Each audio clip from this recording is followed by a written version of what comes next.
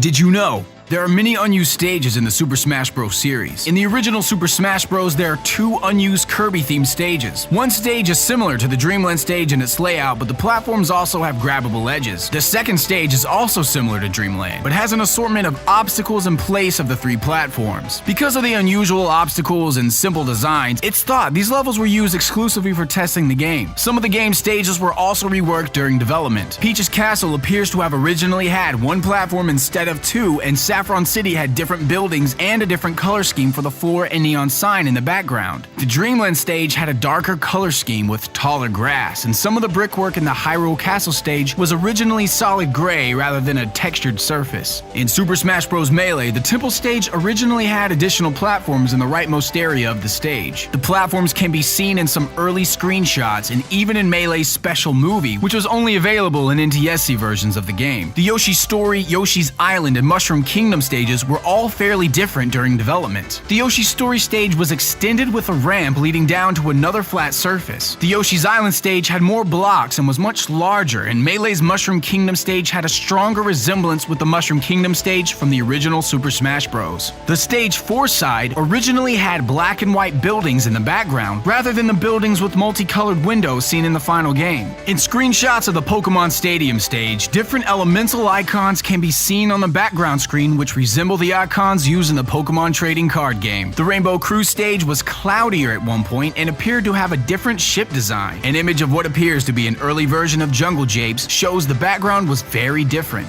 Cranky Shack was a silhouette in the background, and the floor appears to be gray. There's also an inaccessible stage in the game labeled Acania. Acania is thought to be an unfinished Fire Emblem theme stage, as it shares its name with both a continent and a country from the Fire Emblem series and is associated with Marth. There are also some test stages left in the game's data. One of the stages labeled Test is long and textureless. Its background appears to be a photograph of the inside of a pub, and the music in the stage is the same as in the Corneria stage. A stage labeled Dummy crashes the game when loading, but hacking into it shows it's just an empty stage with an invisible platform. There are also 2 stages labeled Tin 2 and Ice Top that seem to be identical and are basically the Icicle Mountain stage from the game's adventure mode. The final unused stage in Melee is a Break the Targets level for Sheik. It went unused because Zelda and Sheik ended up sharing the same Break the Target stage.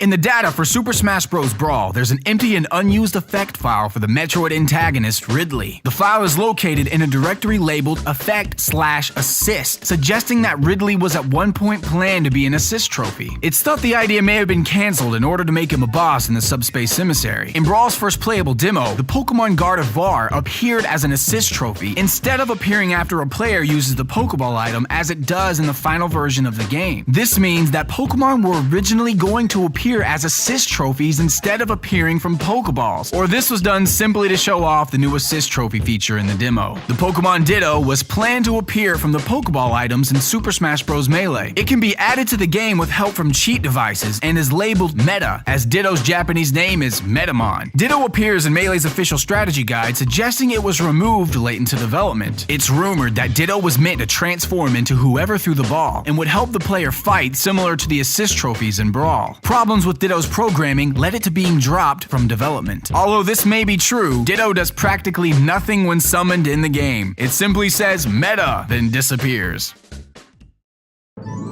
In the Mushroom Kingdom stages found in both Melee and the original Super Smash Bros., if you pause the game and rotate the camera so you can see the stage boundaries, you should be able to see a black sign that says, "Danger!" warning you about the stage's blast zones. There's another out-of-sight Easter egg in Melee and Brawl's Annette stage. If you stand just to the right of the blue house, pause, and zoom out, you'll be able to see a message board. It reads, "Caution! A black van driven by this guy has been spotted racing recklessly through town. Be careful." This is a reference to the Runaway 5 jazz band from Earthbound. You can see their black bus drive by in the level, and 2 of the members appear in the game's opening cinematic. There's another potential Easter egg in Annette. A user at EarthboundCentral.com who goes by the name Tanson found a rice ball in Brawl hidden behind the plants in front of Annette's drugstore. It was later found by others to also be in Melee. It's unknown whether it was placed intentionally or not, but the stage's assets would have had to be analyzed at some point during either Melee or Brawl's development, and there seems to be no no other explanation as to why it's there. The Luigi's Mansion stage also has a potential Easter egg. If you hack the camera so it can move freely and look around the child's room upstairs, you can find a texture for a Boo on the underside of the bed. This could simply be a misplaced texture, but because it's essentially a monster under a child's bed, it could very well be intentional. There's also an Easter egg hidden in plain sight in Brawl. A tune plays during Peach's final smash.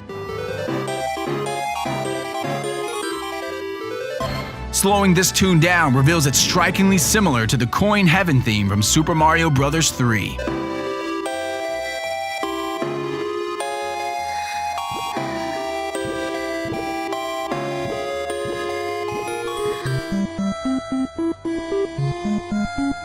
That's all for today, but don't forget to subscribe to us on YouTube and follow us on Facebook and Twitter. Make sure you also check out digiknowgaming.com where we post gaming trivia every single day. If you like this video, check out our other videos. And if you want to watch a ridiculous top 10 video, you should check out my top 10 old people in gaming.